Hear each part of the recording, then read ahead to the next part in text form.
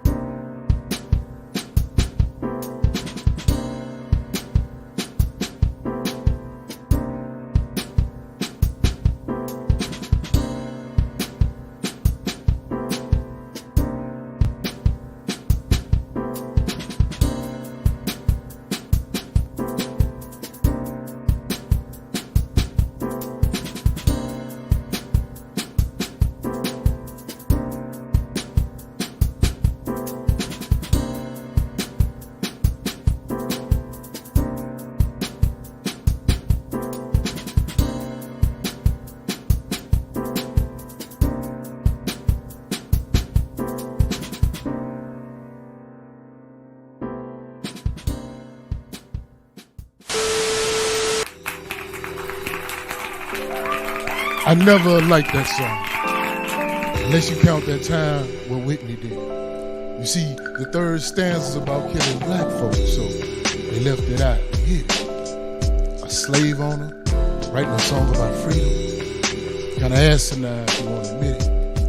And that flag been stained with the blood of our people way before they claimed Bessie Ross. I remember back in school when they used to make us sing it. I used to fake it or sing it off key. See, I knew Francis Scott or the U.S. government didn't give a damn about you or me. If that flag and song ever represented black folk, it was under duress and very seldom. So any anthem we should be teaching our kids to sing today should have been written by a brother named James Weldon. Johnson, that is. And if you black and you mad at me for talking about your flag, go and hang it from the top of your church steeple. Tell a pastor to have a sermon about false gods and idols, since you such a patriotic black sheep. I've been woke a long time. I've been smelt the lies. Whole USA's history feet. So I'll be damned if I salute and give praises to a rag that oppressed and murdered my people. So dance, nigga. Jump, nigga. Run, nigga. Shoot. Just know the only time your life matter is when you entertaining them or making them some loot. Stop me when you hear a lie. But I'm telling you on this topic, I'm pretty astute. And I only aim hearing your opinions or your points, cause right now, all of them mute. Hey, do what you wanna do. Stand, sit, take a knee. But I ain't built like that. Getting on my knees too submissive for me. I think I'm just gonna stand real tall. Throw that black fist up. Then I'm gonna turn my back on that motherfucker like they done turned their back on us. To me, that Stars and Stripes ain't but propaganda and hype. And out of respect for my ancestors, I ain't singing that shit again in my life. We fought and died in all them wars with the worst equipment and less pay. Came home mutilated with bullet wounds and scars to oppression every day. Redline their neighborhood.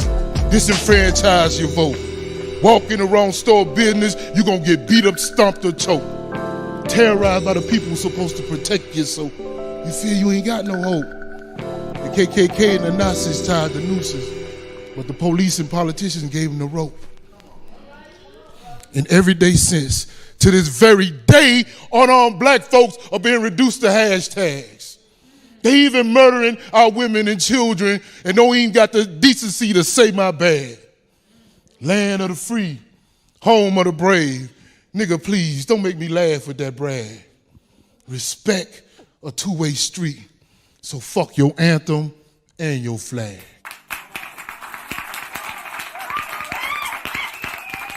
The mic drop. Ladies and gentlemen, welcome to another episode of the Big Mic Drop. We're celebrating Black History Year, the beginning, the very first Black History Year, because as you know, this is the year that Black is going to make history. And I can't think of a better person to start out with. Well, it's my man, Huggy Bear Da Poet, one of the most prolific poets I've ever heard in Mobile, Alabama. We met probably about, 16 years ago, 15 years ago? Yeah, man. About 15, 16 years ago, man. Man, welcome to the show. welcome to the show, brother, man. Like Good, that was a good to little be bit here, of, man. Blessing.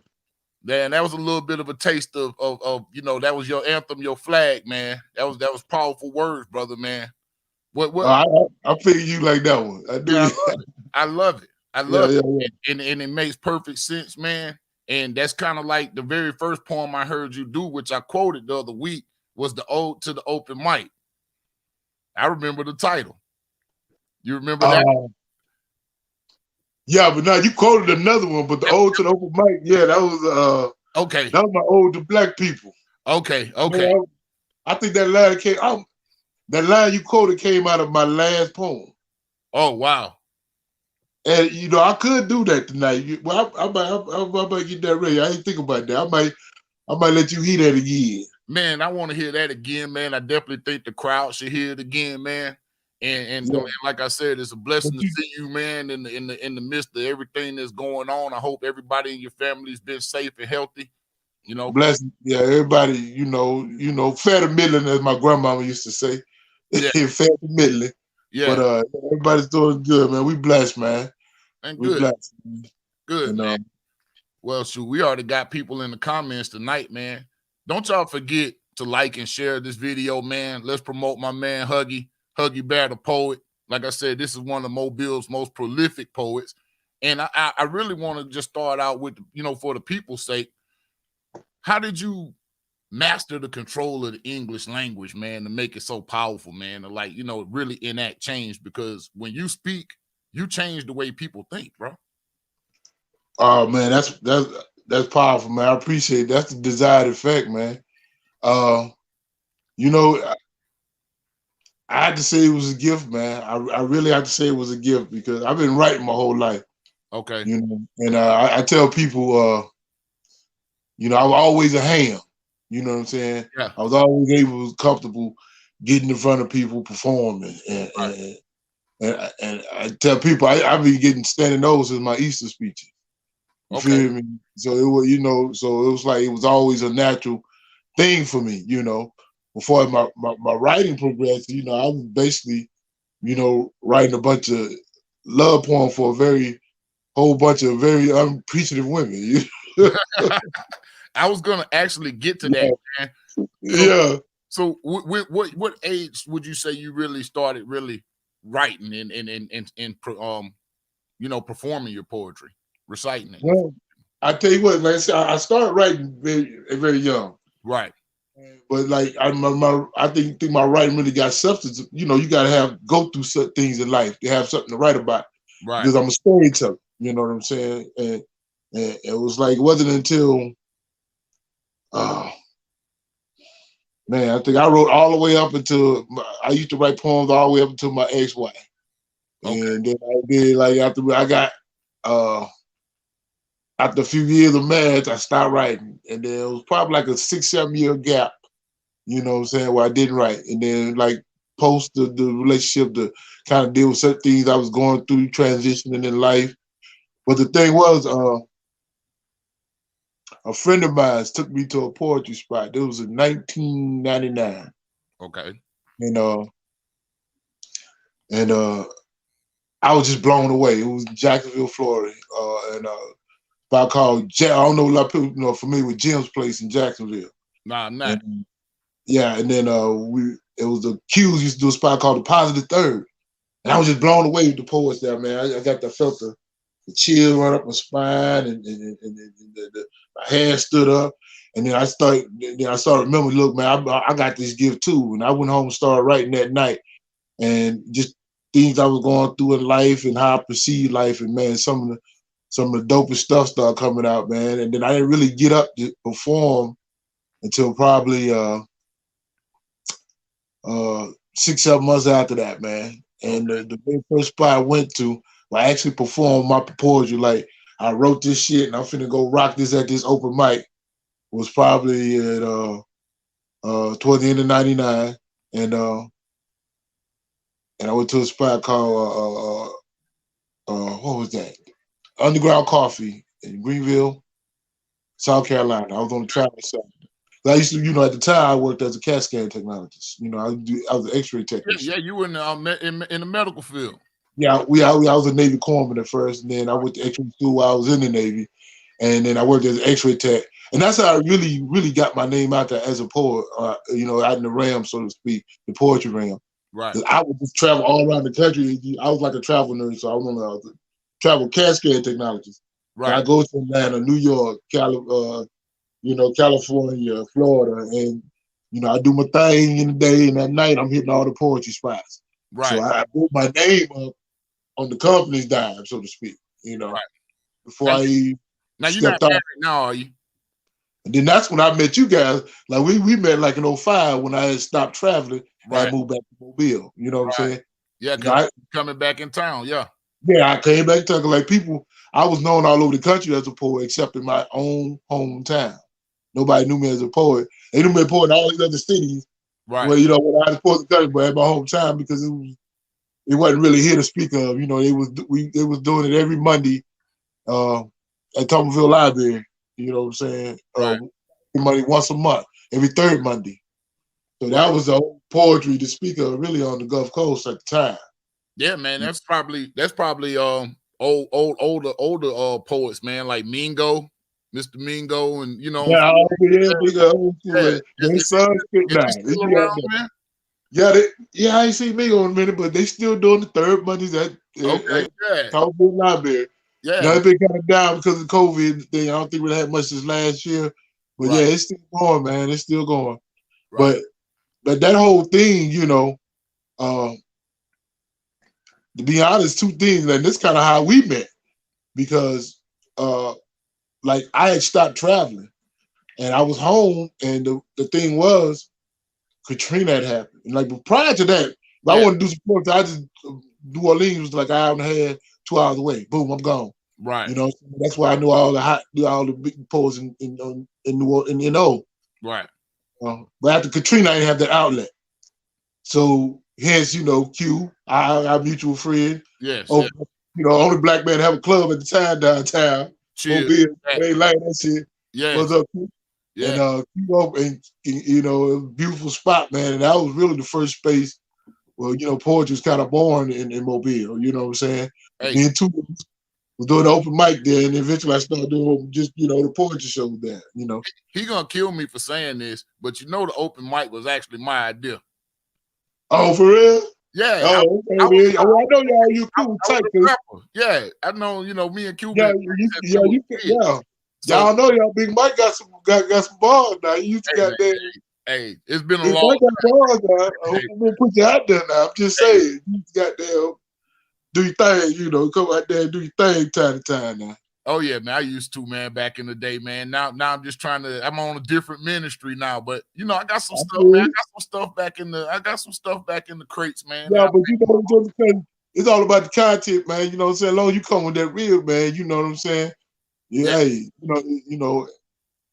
poetry is poetry, you know what I'm saying? Yeah, I'm about to be 50 in a few months, man.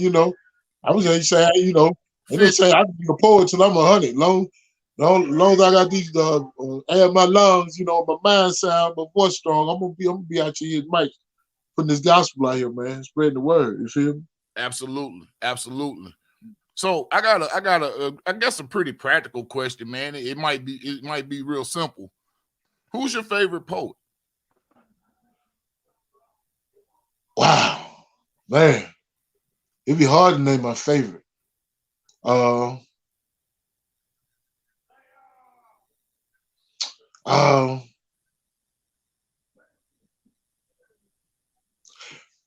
It's weird, bro. I'm gonna tell you because it's strange time we living in, bro. Right. Because it's like it's like it's like the people like living that I idolize the most. You know what I'm saying? I've attained enough stature in the game where I got them in my Rolodex, bro. Yeah. They're my phone, Right, so right. It's like y'all, if I want to talk to Sonny Patterson, I can, I need to just hear a voice and didn't want to talk to her. I know that's some clown shit to say, but for real, it's true though. It's I can call some of the top poets in the country, man. And these cats that I really idolize. Like Georgia Meade's been a mentor Tamika Harper. You know, she's been on Broadway and some of the biggest, some of the biggest venues. You know, open up for Jill Scott, toured with her, and like these people, Big Rube. You know, I got these cats. You know, I got their phone numbers, man. You know, it's just like, so it's hard to say who's my favorite because you know I get so much from each one of them. You know, and I enjoy all their poetry, but I say the one who I idolize the most, living, and living is probably Georgia Me, man. She does more for the community than I know anybody in the poetry as far as mentoring, doing stuff to, you know, put other poets on. You know what I'm saying? She's always opened up doors for us, man, and so I gotta respect that. You know, it's something you gotta love about a person like, and she do it not looking for nothing in return. You know, she does it unselfishly. Right. That's a beautiful thing. So it's like with her, she's probably my, you know, my favorite. You know what I'm saying? Now, you know, of course, I don't know if you remember Tess, man. We just lost Tess. Yeah. I was gonna ask you about her, man, because I think my classmate Raina, she does poetry too, if I'm not mistaken. All right. Oh yeah, they right there. Yeah, man. Yeah, the Mocha. I can't call it Mocha Vixen. You know, she got several. Yeah. Yeah. Yeah, man. Yes, my classmate, man. We graduated together. So. Oh, okay, yeah. So yeah. She a power line poet representative.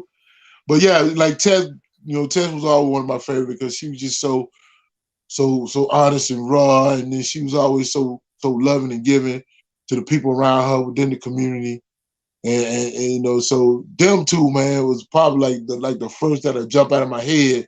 Now for us bars and just out there doing their thing, man, there's so many, man. You know, you got brothers like Big Fix up in Alabama, my brother Moses Westside in Jacksonville, Red Storm from out of Chicago, you know what I'm saying? Yeah. It's just so many. It's a lot of talent out here, man. And I think you know, every year it's getting more strong, and you know, I'm seeing poetry everywhere now, commercials, and people start to recognize. I think what it is, the people who were in hip hop, who were young, they've gravitated towards spoken word and poetry now because the hip hop ain't got the substance enough for them. Right. They still on the bullshit and the trap. I mean, that may have been cool when you was young, but as you grow and you develop your mind, you know, you can't be on that dumb shit all the time. You know what I'm saying? So you really yeah. And they want that, you still want that rhyme, and you can't get it in hip hop no more. So they gravitate towards spoken word. And that's a good thing. I always say, you know, my target audience is getting bigger every day. You know what I'm saying? The older I grow, I think that's one more person or 1,000 more people gonna start reverting, you know, to hip hop poetry level. They just gotta see it. Absolutely. Like what the young sister doing right now, Amanda, the young sister that did the inauguration, man. All over the place now. She did the Super Bowl there.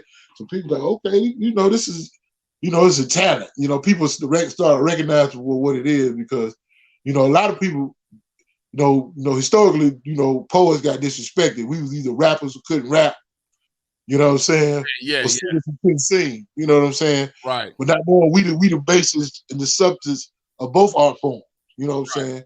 Can't have neither one without poets, you feel me? Exactly. We took what we done. I mean, they can't see how to be able to captivate a crowd, the sheer power of your words, man, how powerful that is. You know what I'm saying? You know what kind of oracle skills you got to have to be a true master at it. You know what I'm saying? Rappers can't do that. Like, I'm gonna be honest, man. It takes. Now, I'll say this. I've done it before, a cappella and rock the crowd. Yeah. But very rarely do you really see that anymore. It's usually the beat, it's usually the music that brings you in. So so being able to just like literally just, you know, build a cadence, especially as a poet with words and make your words resonate with people like that. That's always been something I've been kind of I wouldn't use the word jealous, you know what I'm saying? But it's like, man, I can do that. You know what I'm saying? So I can't do that as a rapper. And plus I feel like it's a lot of sex involved in poetry, man. That shit probably would have came in handy back in my days. I'm married now, but Is Yeah. it sex and poetry, man? No, man, they don't fool you, man. It's the musician. They getting it. They getting all the pussy, man. So, the bass players, the guitar, saxophone players, them horn niggas, all them. They ain't stunting us no more, man. They want the horn players. They want musician, bro. Yeah, Yeah. man. I guess you gotta have strong jaws nowadays. They want niggas. I'm telling you, oh man, he's done for. Yeah. Hey, Yeah, hey, Gary Green on here, man. He already shouted out to you. Respect to the hometown hero. What's up? What's up? Appreciate you, bro. He like, do you think? Can you see this comment? On I'll read it. Do you think with our young sister performing at Super Bowl in the inauguration that we will see a resurgence of spoken word going back to mainstream as when deaf poetry got popular? You know what? It may be because it's several. Like I know a lot of cats that tried. You know what I'm saying? Because there's several. Like I know personally that people got things in the works where they're trying to put shows and bring them, to Netflix and different places. But a lot of times, the powers that be won't pick up on it because it's just like, people always, I always tell people comedy is always going to be more powerful, more popular than poetry because people always want to laugh. Yeah. And then they always want to think. You know what I'm saying? Poetry is what people think is more of an intellectual sport, a thinking man's realm, so to speak. So, they don't want to be bothered with it. They get out here with all that positivity, get your woke ass up. We can't have a good time. So you always gonna have an element out there, you know what I'm saying? So it's just like, but the audience, it's like I was saying earlier, people becoming more refined in their thinking and what they're listening to, you know what I'm saying? It's gonna come a point where we can't just, imagine us, we that last generation, man, that, we can't be 80, at the old folks home playing oldies like fuck the mother niggas because I'm dying for my niggas, We will be, but yeah, we will be. But it'll be a mix. That's the first generation of that. You feel what I'm saying? Yeah. You know what I'm saying? Our parents got decent music to grow old to. You feel? Mm-hmm. They can play their music always.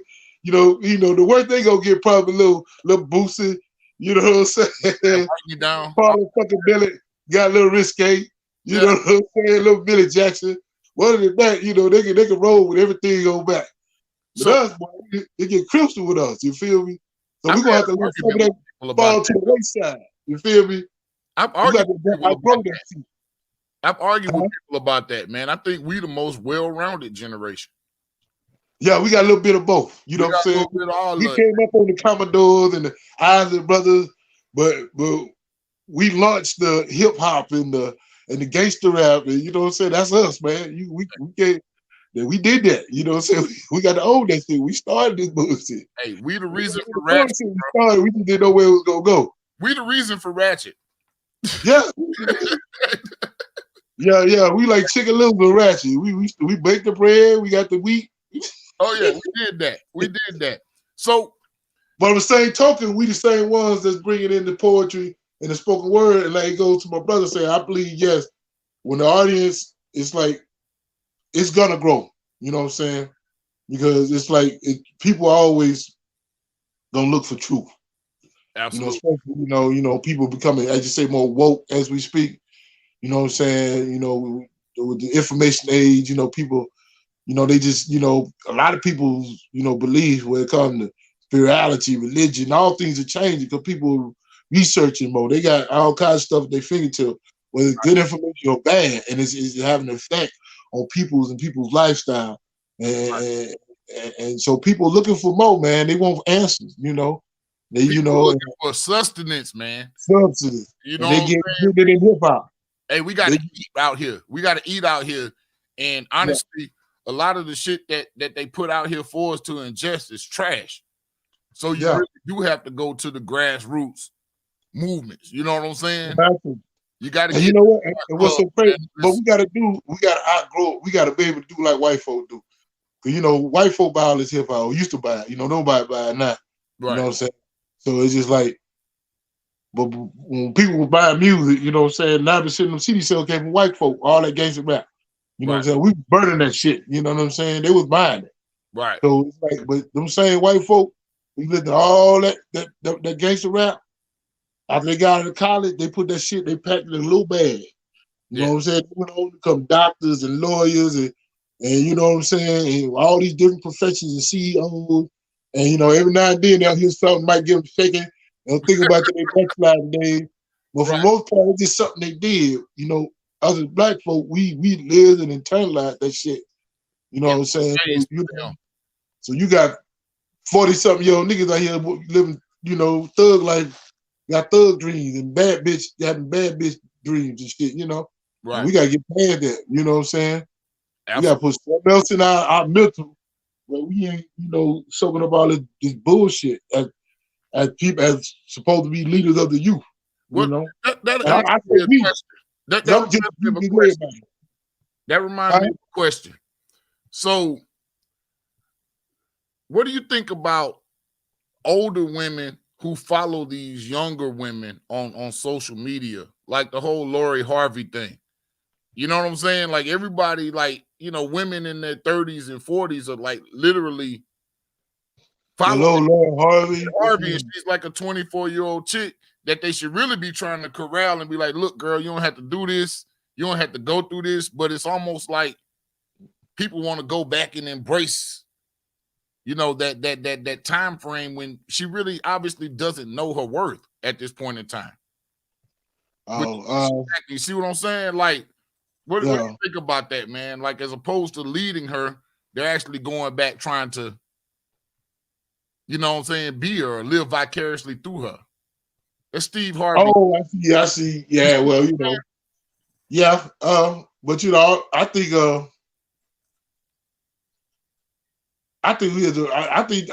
that's pretty. I don't think that's gender exclusive either, too. No, I think we're doing that as people. I think we as, you know, it's just even the whole slang. They got it now. Like 30s the new 20s or 40s the 50s new 50s. You know what I'm saying? We all trying to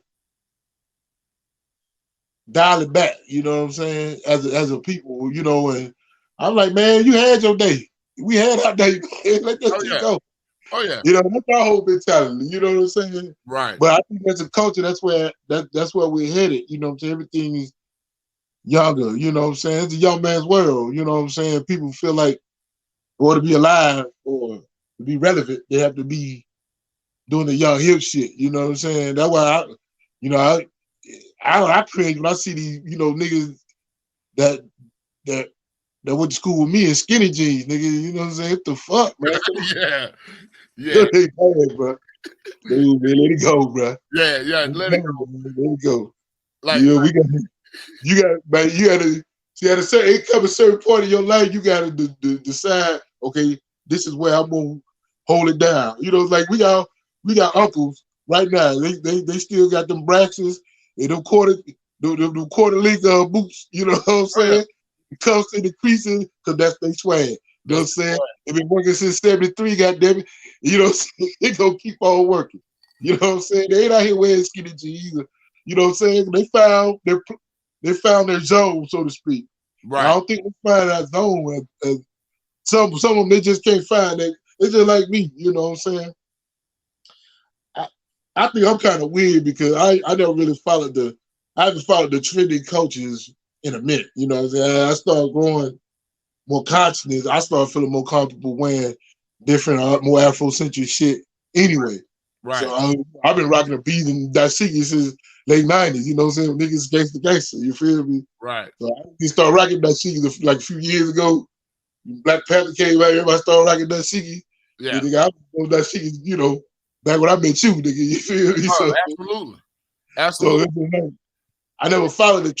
You know, I've been always had a person that followed my own mind and did my own thing. You know what I'm saying? So I never quite understood it. You know what I'm saying? But you know, black people, we sheep, man. We sheep, man, for the most part.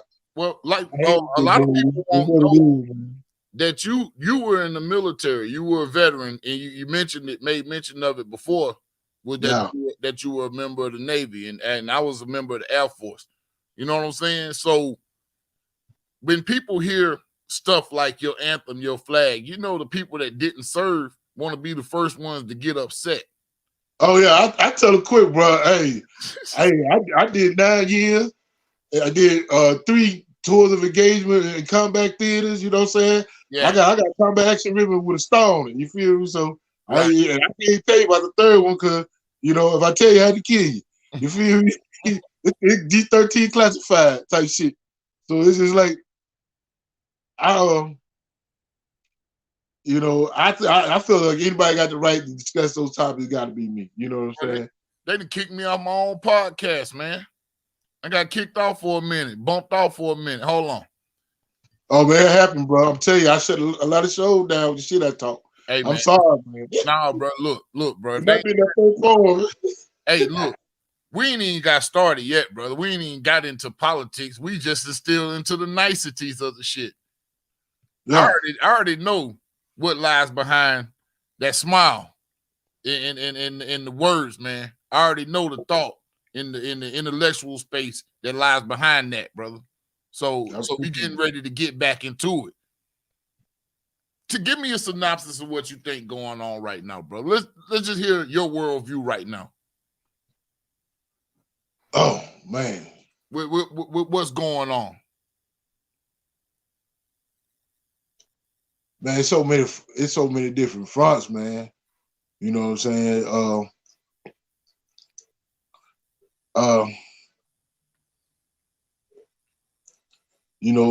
I try to, I try to focus myself, man, in dealing with what's working with me, man. For what I got to deal with, and my thing is my people, man. You know my poetry. You know what I'm about. I'm about the upliftment of Black people.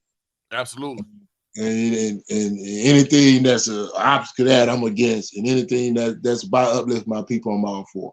So it's like we got a battle on 2 fronts, man. You know what I'm saying? Yeah, we got to deal with them white folks and the few that's out there. I mean, the 70-something million out there that don't like us. Right. You know what I'm saying? And that's willing to vote for a racist because of us. You know what I'm saying? Right. So we kind of let us know what we got, what we dealing with in this so-called post-racial America. But my thing is, it's like this is kind of like this saying: once you recognize the problem, it's yours. And we've been knowing what the problem was. We've been knowing for years. This is all about what the fuck we're gonna do about it. So that's why it's like we got a whole another war on another front where they're just dealing with, our people. You know what I'm saying? With us, our biggest fight is with us. You know what I'm saying? Because what doing is what the white folk been doing for the last few millennia. You know what I'm saying? This shit ain't changed. They've been doing the same shit they've been doing for like the last 2 or 3 millennia. You know what I'm saying? Since they walked out the cave. You know what I'm saying? They MO ain't changed. It kind of softened a little bit and they spun it and however, but what they doing is what they always been doing. It's all about how we gonna react to it. You know what I'm saying? What we gonna do. You know what I'm saying? I mean, we're at the time right now, we're the best time in our whole existence, our whole diaspora, to do something about it. You know what I'm saying? To pull ourselves away from the bullshit. You know what I'm saying? And it's all about that yesterday, bro. Like literally, we were talking about the whole economy and everything that's going on with people having to find new ways to hustle and make money. Oh yeah, especially right now is the best time for Black people, man. And it may seem like it's bad and repressive, but this is actually the time where you grow, man. Some of the best shit is created under the most harsh conditions. Diamond, diamond. That pressure take pressure to make them diamonds, man. Mm-hmm. You know what I'm saying? Pressure and time. It's like this our time, man. You know what I'm saying? We gotta look toward each other, you know what I'm saying? Come together as a people. We see that now more than ever, you know what I'm saying? Because if we don't, you know what I'm saying, what's gonna happen is gonna keep happening. And the thing is, we got a lot of white allyship, and that's what I'm learning within the Poor People's Campaign. And we got to work with the people that's gonna work with us and deal with the ones that's gonna deal with us, you know what I'm saying? But other than far as allowing the bullshit that's happening to us as a people, not coming together. I look at Mobile itself, our city. We over 50% black. Ain't no way here we should have a white male that's doing the bullshit he do. Sandy Stimson should be a thing of the past, a relic. He should have been a never been. Never been. You know what I'm saying? We have because he was smart enough to do a few blues concerts, some fish fries, and some barbecue. He been the twice elected mayor of this city. How do we let that happen when we 50-something% of the population here? I think because nobody's really paying attention to what's going on politically. Like, they're not, man. Like, but here's my thoughts, man. My thoughts may be different, and let me know if I'm wrong, man. I feel like in order for us to get what we need to get, bro, we're gonna have to clean our own house first. Boy, you gotta keep your home backyard, bro. We're gonna have to literally go to war within our own ranks to come out with a unified agenda.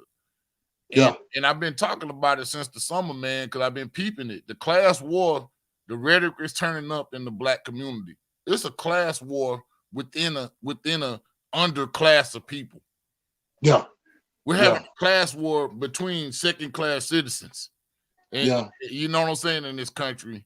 And it's that whole Willie Lynch shit. Yeah. Played all over again. Yeah. And we can't we gotta come together, man. It's like if we don't, it's like the same thing that's been happening gonna keep on happening. You know what I'm saying? So and we got to go to war with certain elements within our culture. Absolutely. You know what I'm saying? This culture that says it's all right to put your hands on our women and beat women and bang women, man. It's just almost like an epidemic here in Mobile. It's just like you can't go 1 or 2 weeks you hearing about some nigga that shot it.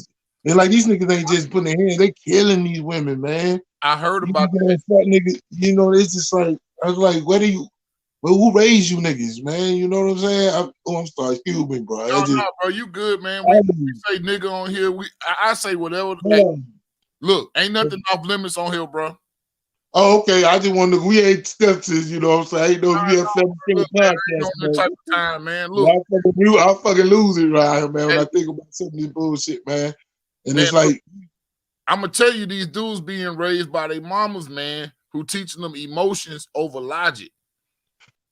It's that, man, but you can't put it on the mama, man. I'm not gonna. I was raised by my mama, but I ain't like that. But I was raised by my mama and grandmama too.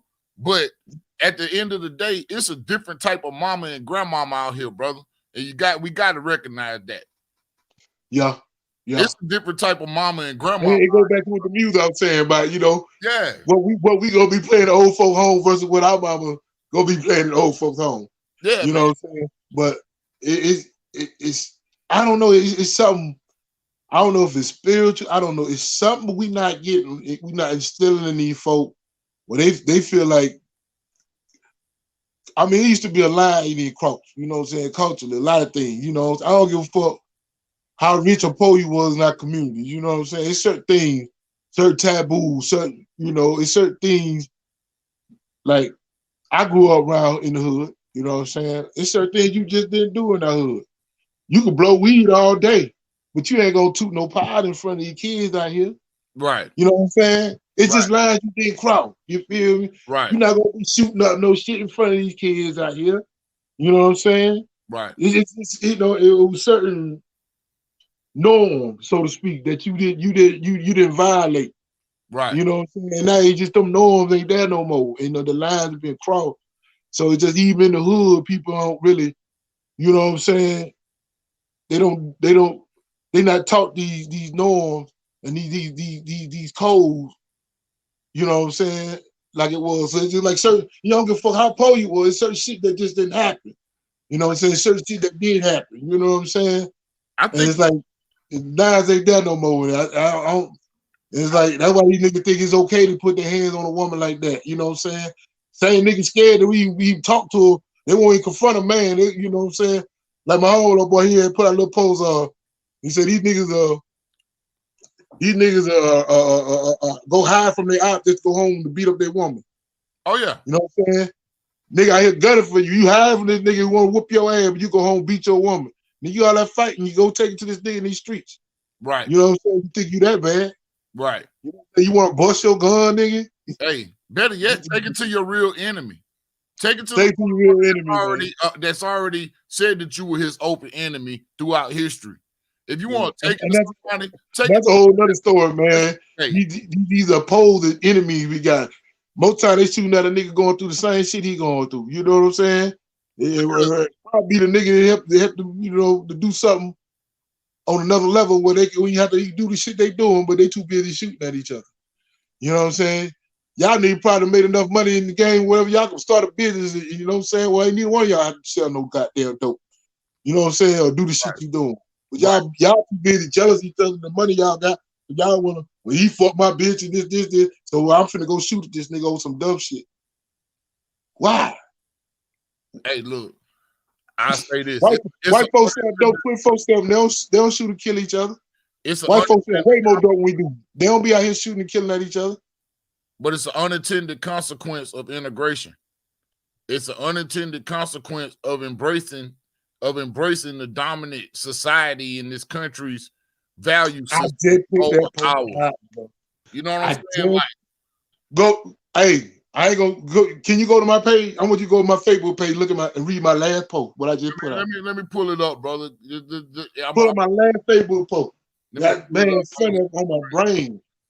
Hey, read what I just put out. Let's see. Almost worth damn near what you said in different form.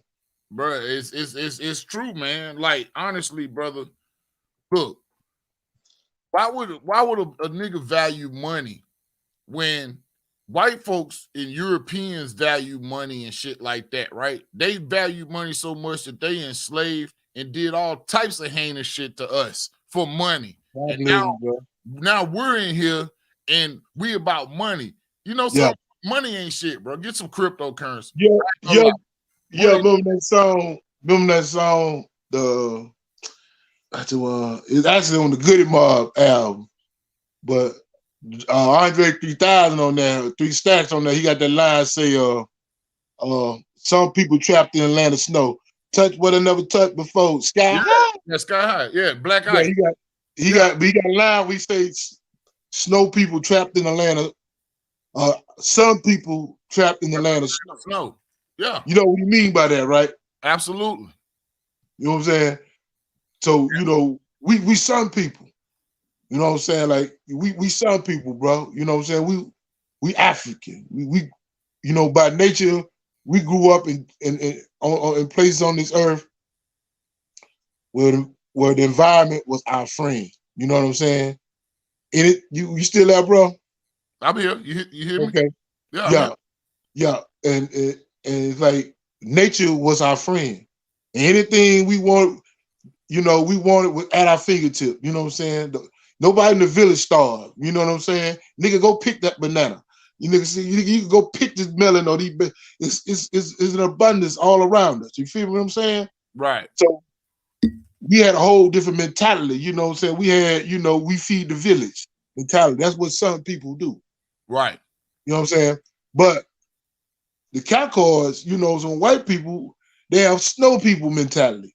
When you live in an environment where nature is not your friend, and it's very harsh to you, and you only got a certain amount of months to grow food to feed the people, and it's customary that everybody not gonna make it through the winter, then you develop these tendencies and psychological tendencies to want to hoard and to be greedy and to kill and to dominate the weaker than you instead of sharing. You know what I'm saying? It's nature, because you know what I'm saying. You know, like unless you in my clan, so to speak, or you on my side, nigga, we gonna come and take what you got, because that's the only way. You know, everybody ain't gonna make it through this winter, and goddamn, it's gonna be me. Right. So they adapt those philosophies and those tactics, and they took those same tactics. You know what I'm saying? That's how feudalism was developed. And you know what I'm saying? Capitalism ain't nothing but you know, in Europe, capitalism ain't nothing but the bastard child of feudalism. You know what I'm saying? When you got the top richest people at the top, you know what I'm saying, really control everything, and they just give out portions, you know what I'm saying, to the certain few, you know what I'm saying, you know, who then divide, you know, who control the peons or the workers, and the people have to slave to make them motherfuckers rich all the time. Right. And that's basically what capitalism is, you know what I'm saying? But they keep you sticking the dream like you're gonna one day be one of the motherfuckers in the castle, but very few people make that. You know what I'm saying? Right. You're just gonna have your little struggling, striving, trying to make it. You feel me? You're just gonna have your fiefdom, what they call it, the fiefs. That's what they used to give them, was the fiefs. But to go back what you saying, man, we can't adopt snow people ways. You know what I'm saying? That's why if you put a black person who got the least of everything within this society, and you know what I'm saying, you tell them niggas, you know, get rich or die trying, you know what I'm saying, and you make them grow up with these snow people attitude, the snow people psychology, you got to get it, you know what I'm saying, it's all about what I got, you know, fuck the next man. Of course you're going to have all this turmoil and this violence within our community because, you know, they're trying to be like snow people. They're trying to have snow people shit, you know what I'm saying, and they're not thinking about the community or the beloved community, and we should be thinking as people. You know what I'm saying? Your post. I got it pulled up. So you posted this earlier today, an hour ago, before we even got started. I believe our biggest problem as black people in the world today is we have the desire and believe we have the time and luxury to behave and act like white people do.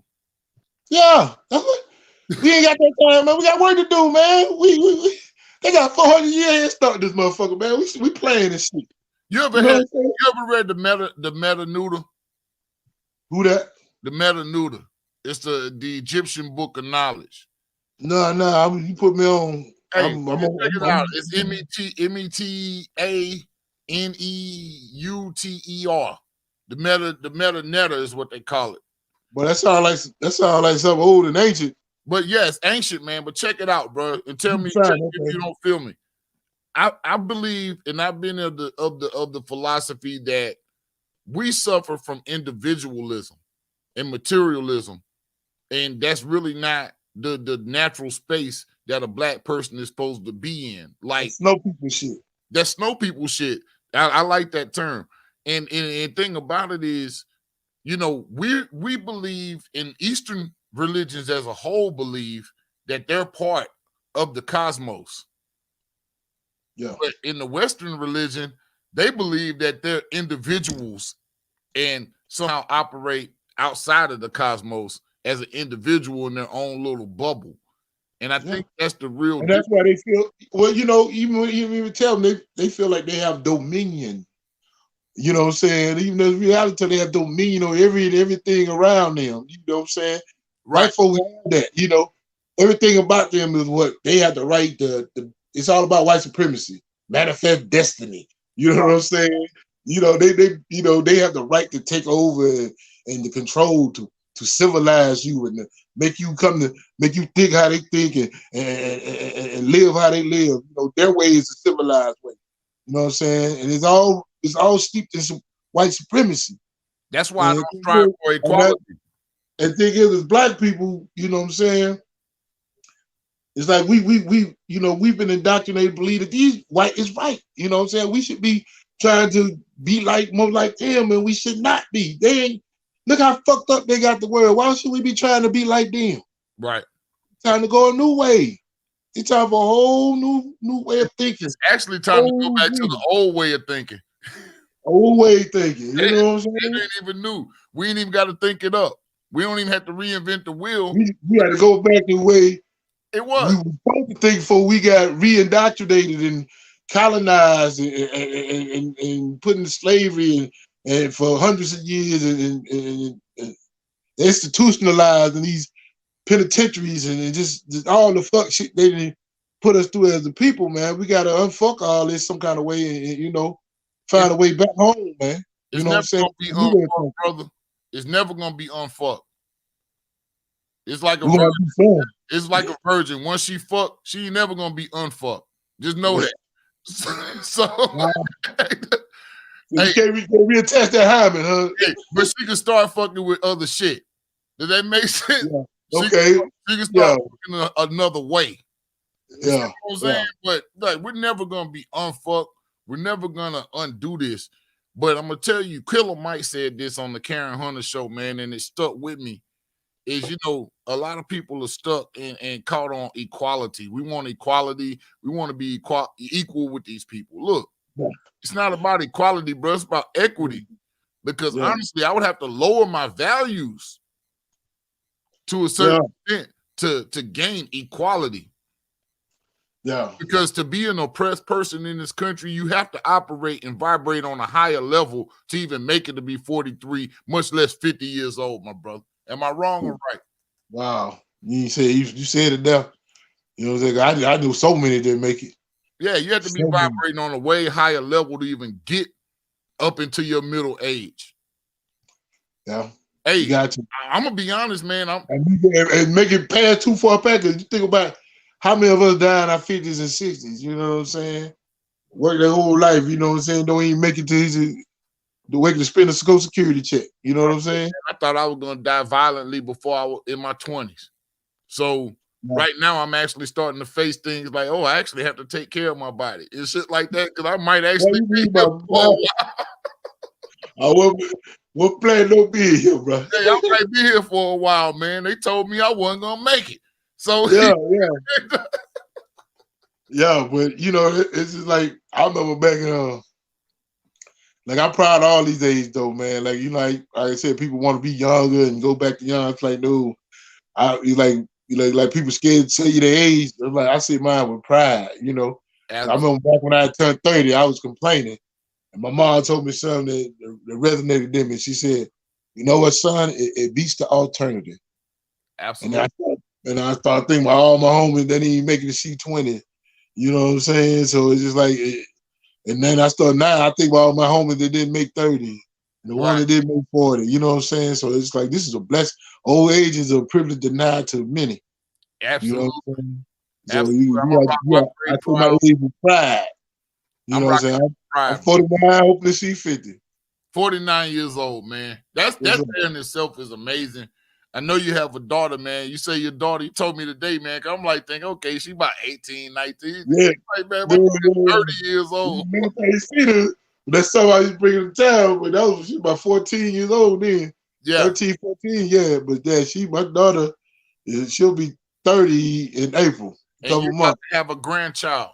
Great grandchild on the way. A granddaughter on the way. Salute, man. I don't know if the crowd been noticing. I've been hitting this glass real hard, man. Look, for Black History Month, Black History Year, we on the Uncle Nearest, man. This is the man who taught Jack Daniels how to distill. Yeah. And I'm actually late to the party, but I'm on tonight. So yeah, I fuck with Uncle Nearest. That's good too. Nah, man, this is I'm a whiskey drinker. Nah, this is good stuff. Yeah, man. Black. We were talking about the cognac tasting that you had down, man, when we got a chance to taste the awesome Hennessy's, the Hennessy Paradise and the shit that came in a little bag. Rashad. Yeah. Never tasted no Hennessy, man.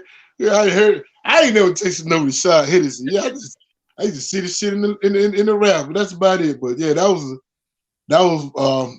I think that was kind of like my very first. Yeah, that was my very first strictly poetry event, Yeah. And well, we really had a live band now too. But we had Perfect Image, you know what I'm saying? Brian Cox, when my homie Brian Cox brought Perfect Image out there, man. And it was a lot of love when he putting that party together, man. It was just like that was just people really embracing what I was trying to do. Because nobody had never seen nothing like that in Mobile for us on a poetry event. You know what I'm saying? With a you know what I'm saying, a live band, food, you know what I'm saying? Didn't Trini come out? Didn't Trini Selector come out with the jerk chicken and the curry chicken, didn't they come out with the big trays of curry and jerk chicken for that? No, that barbecue, okay, man, we had so much food because my aunt catered that. Your aunt catered that. Okay, that wasn't the one. My aunt catered that, man. So my aunt catered that, and then like you said, Q had the liquor distributor hook us up with the Hennessy people, and they came out, and everybody, you walk through the door, got a Hennessy t-shirt. I still see niggas to this day wearing them shirts, man. I was been there about 4-5 years, but that show was like 15, 16 years ago. So yeah, but man. people still talk about that event, man. You know, I think it really put poetry on the map here within Mobile, because people was like, I really enjoyed myself because I had some of the dopest, you know what I'm saying, young performers in the city. Absolutely. And that was the springboard. I used that show, started bringing in HBO Da Poets every other month. You know what I'm saying? That kind of, Absolutely. You know, but that was a springboard show. You know what I'm saying? That really kind of, you know, started me doing, you know, spoken word, you know, events heavy in the city on the Gulf Coast. Absolutely. Hey, man, I know you're going to give us a little something for the crowd, man. So whenever you're ready, I don't know what you need to do to get ready, man, but you got to give the crowd a little something, man. You know, yeah, I'll do something. I mean, see, we've been going all different places, man. I got my mind. I got a couple I want to rock. I don't know, man. Man, look, you can rock all them hoes. Let's do it. For real, bro. This is what this is about tonight, bro. This is about Huggy Bear. Ladies and gentlemen, we got Huggy Bear the Poet. Hey, you got your Cash App up. Look, for real, man. Look, support this brother, man. It's up on the screen. These brothers and sisters out here, man, need financial support. All tables out here, man. They spit down all the venues, man. That's why I appreciate platforms like this, brother. I appreciate you giving me this platform. Do my thing, man, because you know, a lot of times this is how a lot of us performers, comics, poets, even musicians, this is how we eat, man, with these virtual platforms, bro. And we appreciate you for having me, man. Man, look, man, you can come on my platform anytime you want to, brother. You can call me up and be like, look, Mike, we need to go live tonight. And okay, unless I got damn homework to do or a test, and that's only for another 3 weeks, then I'll be graduating, hopefully. You know, okay, congratulations, brother. Thank you, brother. Thank you. Unless I got that going, brother, we can go anytime, bro. Like, sure. That's why I reached out to you, man. That's why I wanted you on, because I'm trying to galvanize my circle of people I know that think like me.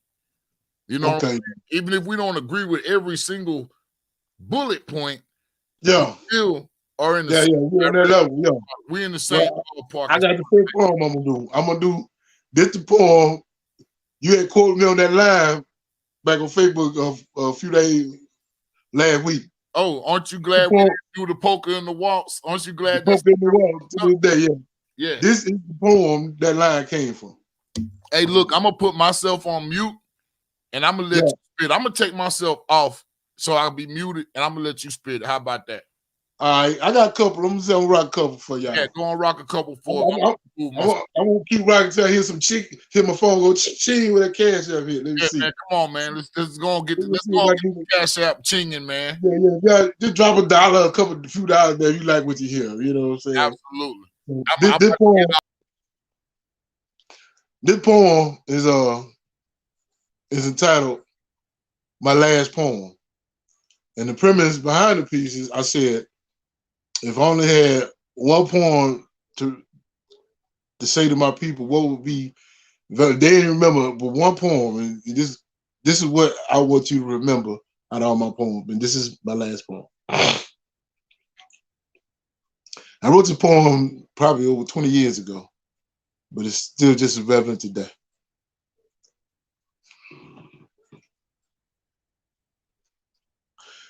This is my last poem, so I got to say something to the United States government of America. Fuck you and your reparations. You ain't got a price you can put on this thing. You owe my people gazillions time, infinity, and labor interest alone. Ain't say shit about the punitive damages and the pain. What price we put on the lynchings or the raping of our women? How much do we charge you for 100 years of Jim Crow laws? How much do we charge you for the disenfranchisement of my people or your water hoses and rabid police dogs? Did I forget to mention the assassination of all our revolutionaries and leaders? How much for Martin, Malcolm, Megan, and Huey P? How much did we charge you for the atrocities you just ignored, from Rosewood, Colfax to experiments down in Tuskegee? You've been lying, stealing, and killing from people of color in this country since your asses hit Plymouth Rock. And every other week, we hear about some more shit you did or done, and these white folk act like they just shocked. And after only 30-something years of treating us halfway fucking decent, you motherfuckers ready to turn back the clock? How we gonna redeem a dream for Martin Luther King? Our own federal government got the bitch hot. been spoon-feeding us rights and freedoms for over 400 years, trying to do whatever you could to wreck or impede our flow. We've been denied the basic rights of being, hell, of just being a human being, and to watch our families and communities prosper and grow. So fuck you and your reparations, Uncle Sam. I ain't think you got enough dough. It take a supercomputer that haven't been built yet to calculate the shit you owe. You keep your blood money. That's my ancestor testimony. And ain't selling it like no $2 hoe. Keep doing what you're doing. You're going to get yours in the end because you always reap what the fuck you sow. Now, I can talk about them forever you did. How they been trying to systematically beat us to death. But this is my last poem. I'm going to flip the script for a minute. I'm going to talk about the things we done to ourselves. You see, we forfeited the race after they shot Martin Luther King. Nobody bothered to pick up the baton. So happy to shop in they stove and piss in they fucking toilets, we thinking that our race is won. And white folk been laughing at us all the way to their banks. We spend billions in their stoves every day. And they watch us with cameras and they follow us around. They think you niggas all rogues anyway. But what about Miss Anna Mae? Her boutique went out of business. Her clientele going to the mall, including her friends. But she kept them looking good at a reasonable price for years when Gafers and dealers won't let your black asses in. Now you make your own money, so you can spend it where you want. I'm just saying try to support your own race and creed. Most of the businesses that strive and thrive in our neighborhoods are owned by Mr. Chin or Habib. You ask us how often we support black-owned businesses, all we can do is shrug. The only time white folk come to our neighborhoods to spend their money is when they come to get stolen goods or some drugs. We got to do what they do. We want our people to survive. If we ever want to see a brighter day, keep our money and our resources in our own damn circle, cooperative economics is going to be the only way.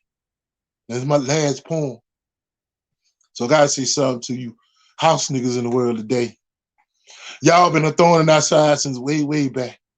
Same motherfucker talking about ain't no racism in this country today. Same motherfucker snitched on them off BC and Gullah Jack. Shame on you. Put the blame on you till you change your ways. Don't approach me, try to speak or give me that. Nigga, you walking around scared and shame your own people while you gluttoning on master's table scraps. But the field niggas out here dying and our mamas out here crying and you brainwash this crabs in the barrel mentality. Don't think because you're rich, proper, and prim, you ain't still just a nigga to them. So Huggy gonna bring your black ass back to reality. You see, the Lord is all our shepherds, and we shall not want. And especially love the black sheep in his flock. So use your money and collared sheepskin to assimilate and blend right in. But when the wolves come, watch how fast they single your black ass out. This is my last poem. So I gotta say something to my young brothers out here in these hoods. Whether you're a nerd or athlete or you slanging and banging with your thing. Now I'm giving y'all one last appeal to try to show y'all the real deal and invite you to come join my new gang. You see, my gang gonna be armed and strong and intelligent young black men, all in a revolutionary state of mind. What we're saying is you don't need guns and triggers to prosper and make your figures and detest the self-destruction of his own kind. Now, I know about having niggas you ride and die for. I got my niggas and our bonds are still covalent. And we stuck by each other's side when niggas wanted our hide. Hell, if it weren't for them, I wouldn't have made it. I done Peter roll plenty niggas in my day. Helped beat them down to the air turned purple. But I didn't realize how fucked up this shit was. Some niggas put my ass in a circle. And I'd have been in that old school, turning up lap, riding dirty with my nigga looking for a foe. And to this very day, I wish I'd taken a lesson from Trey. He said, let me out the car, though. Ain't naive. You know, it's hard in these streets. I know sometimes decision lines has got to be made. I know it's harder to make real improvements in your life if you're not willing to make a real change. So don't give me that shit about walking a mile in your shoes, nigga. I hustle for my bread and meat. But my words don't budge you. Understand I ain't coming to judge you because they're my hand-me-downs you wearing on your feet. And it's my last poem. So before I go, I want to say something to all my beautiful black brothers and sisters all around the world. Y'all my people. I love each and every one of y'all. You've excelled everything you ever put your mind and body to, whether it be astrophysics or playing basketball. And your artistry and creativity has been second to none. When it came to dance, art, jazz, you led the way. When it came to art, dance, and music, we led the way. jazz, rock and roll, doo-wop, R&B, disco, hip-hop. If it weren't for us, they'd be doing the polka and the waltz till this day. Now, you seen how they treated us the last 400 years. We can't go on like this, and I'm going to tell you why. We as people want a slice of this American dream. We're going to need to bake our own fucking pie. So I'm tired of treating us like we were fucking fools. We need to start playing the game by our own fucking rules and teach our kids the right way in our own fucking schools and rebuild our houses and communities with our own fucking tools.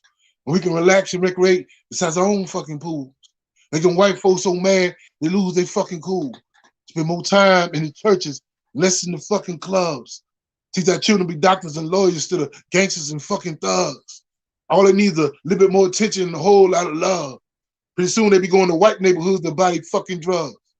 Tired of people being at the bottom of this fucking totem pole. We've been supporting their ass for much too long, starting to take this fucking toll. All we need is these three things. We want people to reach these goals. So I part in the word of the mortal, Don Cornelius. Love, peace. So, that's all we need. That's that first piece, man. And then I fucked up. I flubbed the last one you were talking about. That was so crazy. Went to the whole point and fucked up the last you were talking about. But I think they got it though. Yeah. I didn't hear you, buddy. I can't hear you. My bad. That whole shit was so prolific, brother. I had my mic mute because I didn't want, I'm over here like, woo, whoa. You know what I'm saying? So I didn't want all that going on in the background. Man. Oh man, I need that. It made me feel like I'm in front of a live audience, man. I ain't tripping. But we got that audience for you, man. That it's a connection, it's a symbiosis, Like when I'm going in, I feel like it. I feel like the audience receiving it. Ain't nothing like it in the world, bro. I'm hooked on it. That's what I do. The comments going ham. I was actually trying to put them up there, man, because people is like in the comments like a motherfucker. That's one thing I had to learn about moving to this platform. It is a lot of times it's gonna be in the comments, man. Yeah, it's gonna be in the comment. But I want the people to ask you questions tonight, man. If I open up the phones, is anybody holler at Huggy, man? Let Huggy answer any question tonight. I don't know about any question. I'm just putting y'all on. Yeah, I'm about you, man. I ain't got no secret. Man, look, man, I'm gonna go and put this number up, man. You can call and drop your opinion, 404-382-0420. You can also ask Huggy Bear Da Poet any questions that he'll answer. And maybe he'll take a special request or two. I don't know. Yeah, I'm open for it. It's like whatever, man. I'm about you. Hey, I think you know my cousin, man, because she got in the comments. My cousin Courtney, man, she like Huggy. Oh, I did see Courtney. Yeah, she's sweetie, man. Yeah, man, and my cousin. I know that was kid folk though. And my folks, man. Look, check it out. We got 2 sets of twins in my family. We actually got 3 sets of twins in my family. We got 4 in mine. Wow. We got a big family too. Yeah. Yeah, she's one Not of the immediate family. Under my grandmama on my mama's side. Yeah, cousins. We got the Pittsburgh crew. We got the twins in Pittsburgh, and we got 2 sets of twins from my godmother, who's also my cousin. And you know what I'm saying. Courtney and Cortland are my first twin cousins. I've known them since I've been 3. How old are you now, little cuz? I know she's small, younger than me, but yeah. We got a huge family, man. And I'm gonna be honest. If you catch us tomorrow night, man. I got a very interesting family. Like, we got people in our family that's doing all types of shit, man. And I love it, man. It goes against the whole narrative that they're trying to produce and put out here about us, because we come from some industrious ass folks, man.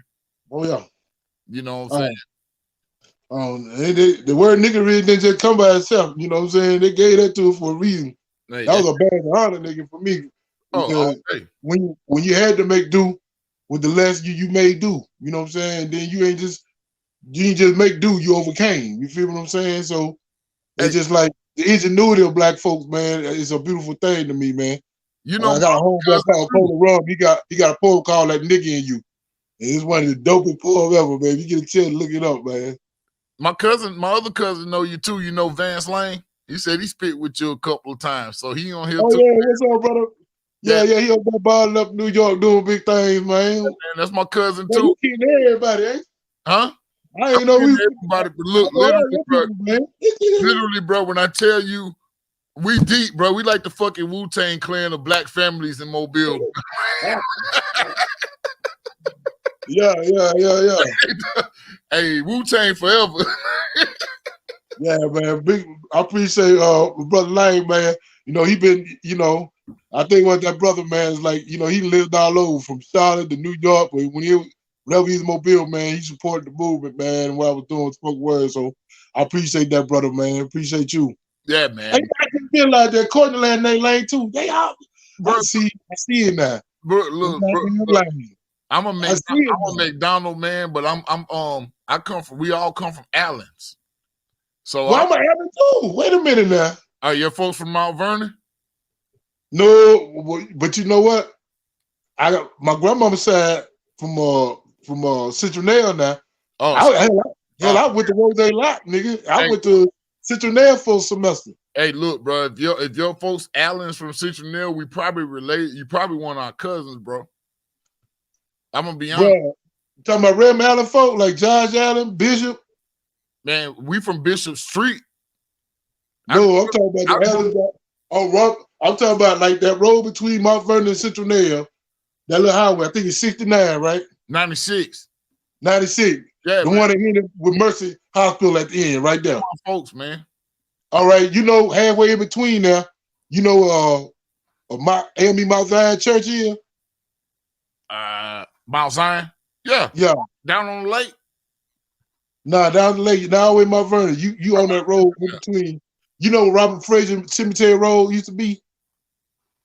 I'm gonna be honest, man. I'm from Mount Vernon, but I ain't lived in Mount Vernon in 30 years. Okay. I mean, shit, maybe 35. Yeah. But yeah. I know exactly what you're talking about, though. Hey, look, even Gary know up near the church. Hey, before the lake. Yeah. Hey, man, look, man, I love this Mobtown shit, man. You know what I'm saying? Mobtown stand up, man. For real. Yeah, but I know all them Allen, man. If you know them Allen, we know the same folk, man. I'm just like to do. If you were Allen, bro, you probably our folks, bro. I guarantee you. Well, it could be. Hey, Vance, I ain't been to 96 in the grip. I'm dead serious, bro. Like, if your folks from up that way, then we literally probably folks. But that's just how the Lord worked, man. Yeah, for sure. You know what I'm saying? Hey, even if we ain't folks, we clan at this point in time. You know what I'm saying? We all part of we all the same game, bro. We same tribe, bro. We got people who realize that, man. We gotta get our people to realize that, man. So they realizing, brother. Because guess what? They realizing who's not in their game. So what do you think about this Trump impeachment shit, man? This second Trump impeachment and how these folks really trying to sit back and act like none of the shit that happened. Now, it's the ultimate white privilege play. You know, the fact that you just think about it, right? They cut a buck about Benghazi. For 8 goddamn years. Benghazi. Because I always heard Benghazi. Right. You know what I'm saying? I would say, you got this, everybody, they want to play blind. They don't see nothing. They don't understand how all these killer crackers just show up. They just showed up. Right. They just showed up on their own, What I'm saying? We ain't there's nothing to see here. Nothing to see here. Right. But it's just right. It's just a white privilege play, man. White folk doing what white folk do, man. Speaking of white privilege, man, what you think about this Super Bowl with Tom Brady? I am not only a Tom Brady hater. I'm not a member of the Tom Brady He-Man Hater Club. I am the president. Hey, my neighbor was like, "Man, what you think about Tom Brady?" I'm like, "I think Tom Brady is white." After I stopped watching the motherfucker after the Tyloo got that first call, I already saw where he just had a bad call before that. When they took back the touchdown and the motherfucker kicked the field goal, then they got a touchdown from that. I say, nah, you know what? I already see where this headed. I ain't. And you know what? I had just stopped. You know, I had stopped talking about football. You know what I'm saying? I hadn't posted about football. You know, I'm a big Alabama fan too. You know, Absolutely. yeah, and but you know, I hadn't posted anything about football or any sports thing related on my Facebook or any of my social media since Michael Brown got killed. Okay. The first time I posted about anything football related, I put out I fucking hate that post. Pretty much what I just said. I fucking hate Tom Brady posted. I don't like him, man. I'm gonna be honest, man. He made his whole career off of black dudes and these wide receivers and shit that he fucking with. I guess between black dudes and Gronk. You know what I'm saying? Yeah. But Tom Brady, I don't feel like Tom Brady would really be able to hold his own if it was just him. Like people even trying to compare Tom Brady to Michael Jordan right now, and I just don't fucking see it, bro. Nah. He just been in the right situation at the right time. But hey, Like a I lot. ain't gonna talk about it, man. You upset me now, man. Let's talk about some happy thing, man. I ain't gonna talk about that man. It pisses me off. Just think about it. I just got it out of my goddamn mind. Now I hate that man. Hey man, we'll he like you said, he's ultimate white privilege, man. Bro, Tom Brady is white supremacy, bro. You know what Tom Brady is to me? I don't know why. Tom Brady's like that person that everybody think is so cool and so kind and sweet, but you know how slimy and evil that motherfucker really is. But he got everybody else fooled. That's what Tom Brady is to me. You know, he that motherfucker. He got everybody fooled, but I know who the fuck you is, Tom Brady. Oh yeah, I know you is. You know what I'm saying? Well, check them goddamn ball. I see my man, Gary. Yep, he talk. I see my Gary. He talk about Jamaican vibe. Hey, bro, that's some good food, man. Yeah, you know that was like probably that probably my third or fourth spot in the city. You know, because you know to keep the poetry alive. You know, I think I started Jamaican vibe was like 09. Like chemistry, it started chemistry like chemistry like 05, 06. 04, 05. 05, 04, 05, 06. We started in 04. Yeah, but 05 we started. 06. I think I came in 05 when I came to the city. Right. So, but I didn't start. Jamaican vibe came along probably, I want to say 09, 010, 2010. Right. Probably in 09, 10. And yeah, man, it was, I think Jamaican vibe was like that spot was like, that was the first BYOB spot I had. People really did that. Then, you know, like you said, they had some great food there. You know, and I just loved it, you know, that, you know, kept it. It was a little, I wish it was bigger. We kind of outgrew that because we were packing them in there, you know what I'm saying? Right. And you only get about 40, 50 people in there, man. It was getting time, man. We was to shows, man. We was getting like 60, 70 people in there packing that little small venue, man. But it was dope, man. The energy was amazing. And yeah. What's my man name that owned it? Is it Vincent? What's his name that owned Jamaica Vibe? Brother, his name is I think it's Noel, like that. But his wife went to wisdom. Damn, I can't think of her name. Hey, man, I used to go in there all the time, man. Mona, you know, Mona Henry is she's his wife. She's his wife. Okay. I don't know. She came out one of my cousins them, but Mona Henry is, and her husband, I think his name is Noel. Noel. Okay. Noel. I don't know where I got Vincent from, man. I know I used to go and get food from Miss Vivia too over there on Azalea. Yeah. You know, them the only two Jamaican spots we ever really even had in the city, though. But you don't need no more. I don't think there's no room for no more because the food at both of them is so good. I'm gonna be honest though. Yeah. What Miss Vivia had them at was that cornbread pudding. Oh man, you can't find that nowhere. Ain't no people about doing that. I get all over you. You know, I travel as a poet. You know, I hit Jamaican spot. Yeah. I be looking for some brown stew, some jerk. You know, and I ain't never seen nobody that cornbread like me Vivian them doing. Bro, we did our damn honeymoon in Jamaica, bro. I couldn't find none. But you know, I was talking to her one day. I don't know if I was talking to what's her son name? I think he the one be making it. Trini Selector. Trini. Yeah, I think he be making the cornbread. Yeah. I thought it was her recipe, man. Miss Vivia makes the best cornbread pudding in Mobile, Alabama, brother. And probably in the damn southeastern hemisphere. Yeah, with the little peppers in there. Oh man, yeah. that thing. Yeah. Ooh. Yeah, man. That's the only thing they ain't got at Jamaican Vibes, man. But Jamaican Vibes jerk chicken, man. They curry goat and they brown stew goat. You know, man. Look, you gonna fuck around maybe in this. You want to change topic? We're gonna end this show. Boy, foodie.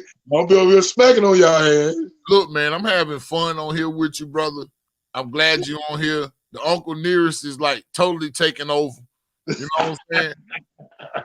But this put me back in the nights where we was back in the club, and you know what I'm saying? The turn up was real. We're gonna turn up. We're gonna listen to some good shit. So I hope you spit one more for us. Spit one more for us, man. I got you, man. We're gonna wrap it up. I know you know you've been sitting down for a while, man, but go on, give us one that the crowd gonna just fucking love. And let's, you know what I'm saying? Let's end it with a bang, man. Oh, man. Well, okay. I'm gonna give you time to think about it. We can talk about whatever else until you think about it. And when you're ready to bust, I'm ready. I got this piece. This is kind of new piece, man. I've been trying to work through, man. Okay. You know what I'm saying? So I know you got people all over, but you know, this is you know, I'm a storyteller, you know, and I got to tell it all, the good, the bad, the ugly, the indifferent. You feel me? Absolutely. And so I wrote this poem about our city, man. You know what I'm saying? And it's basically, you know, poem, you know, let motherfuckers know where we come from. You know what I'm saying? I'm pretty sure you got plenty of folks that I gotta let them know where you come from. You let me know. You let them know where I was lying on our city when I'm done. Okay. Yeah, I gotta tell them all. You feel me?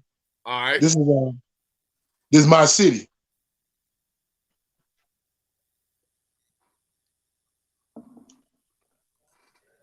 I'm from the city of Cujo Lewis's bloodlines and Cuzzo vines, where blacks were hung from oak and we cut down a lot of pine.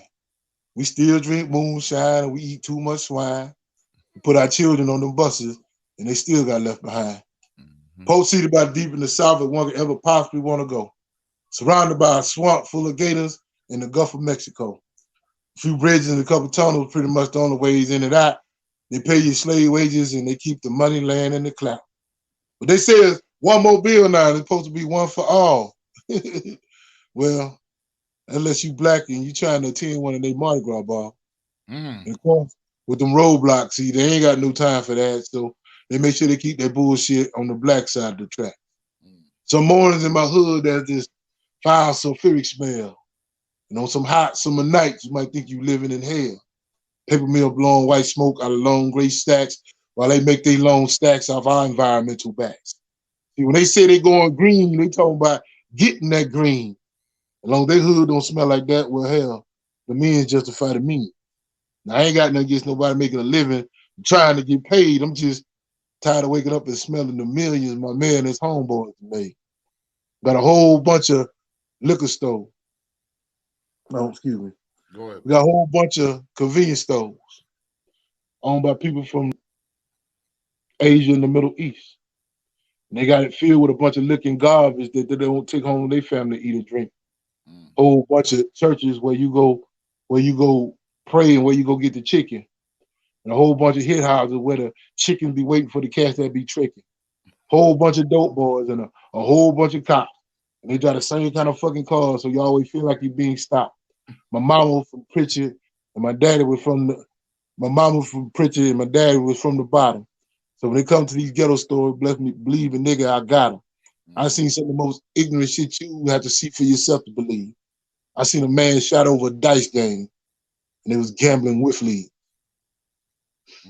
Mobile's a mid-level city, but we got big city problems. We got too many people trying to make them and too few trying to solve them. And people busy trying to survive, so you too tired to make a fuss. The only time you really buck the system when something happened to somebody close to us. And, ooh, yeah, excuse me, man. No, man, keep nah, brother. Hey, look, this is an honor. Take your time. Take your time.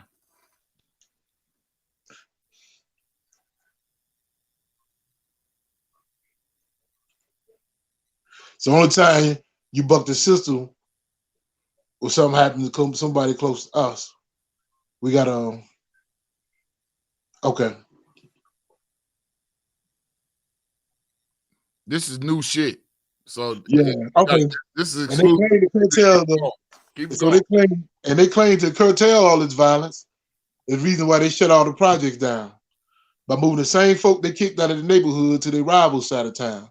Meanwhile, they were gentrifying and building condos. It kind of make you wonder why they get to count some more cold hard cash and we get another long hot summer. You see, it's a method to that madness, but you just gotta follow the money because the machine love black people like bears love honey. Our blood is the oil. Our sweat is the fuel. The prison projects, the metro, your 40 acres, and your black ass the mule. See, they don't want to see a black family make it in my city. Keep you in the system as they go. While law will run up on the nigga trying to sell DVDs on the side of the road. See, here they like they feeling broke, out of work with no hope. So eventually you'll do something desperate like rob or go back to selling dope. And then eventually you get caught and come have to live in a gated community for a spell. Or they'll work your ass like a slave or make you go stir crazy in your cell. Hey, but through it all, y'all, my city hard, but she fair. And if you can make it in Mobile, Alabama, you can pretty much make it anywhere. Just find your good hustle, stay out the way and stay aware. And watch who you run them streets with, because a lot of them don't play fair or care. See, I live a lot of places in my life. But to me, the love right here in Mobile is rare. It might be something in the water, hell, it might be in the air. Other places may be bigger, nicer, but to me, they don't compare. Oh, see, to me, they don't compare. There's a lot of seats on the board of directors, but Mobile always gonna be my chair. We got the best seafood on the planet. Absolutely. We got the dopest and the flyest women. Absolutely.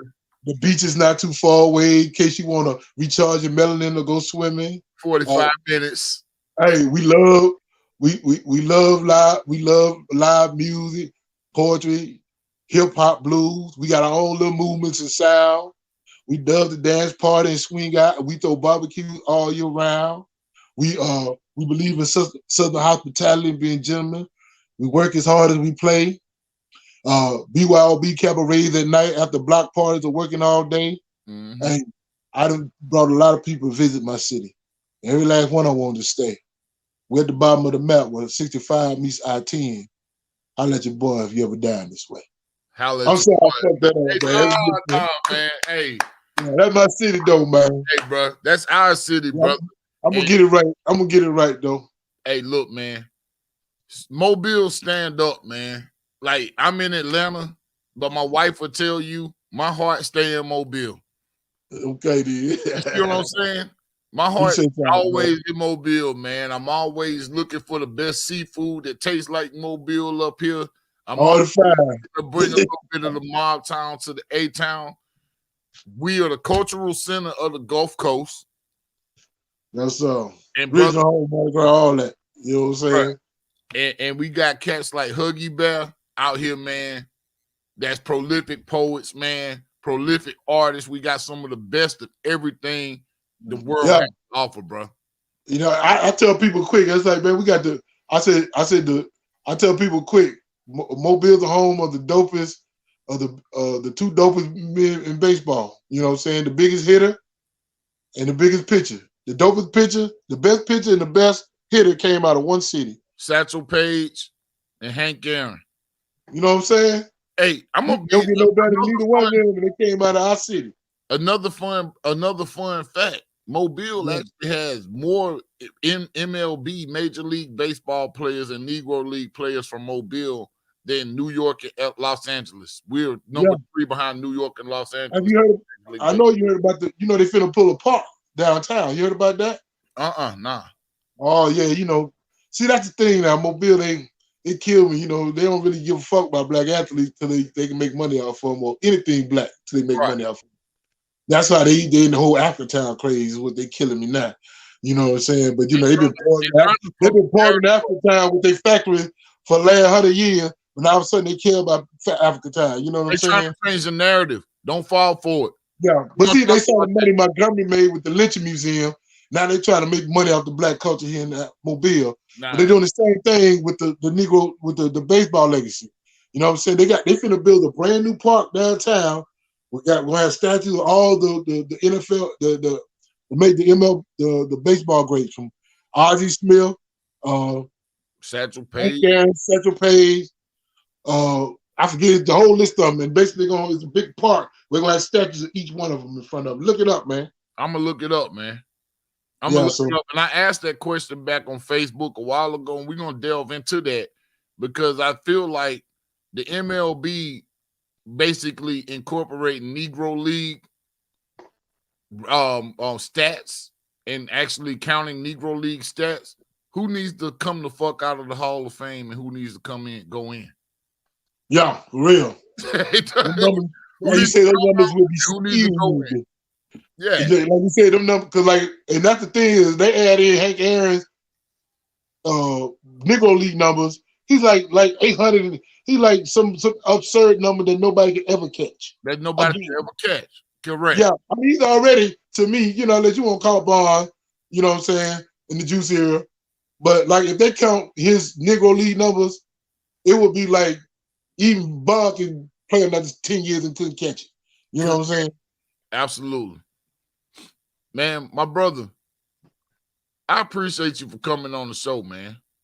Man, I thank you for having me, man. I appreciate y'all having me, man. Please come back. Please come back.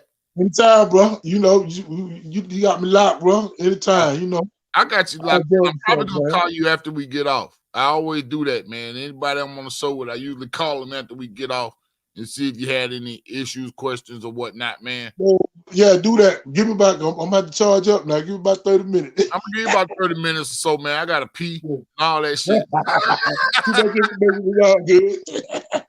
Hey, man. But, hey, man, Huggy Bear. Ladies and gentlemen, we got Huggy Bear the Poet, the only one and only poet. What's up, brother? Go on, say what you got. I just want to stop that cash up out one time, and just in case it goes, you can take the $ off that and add that's my PayPal and my Venmo too, just in case y'all just put it out there.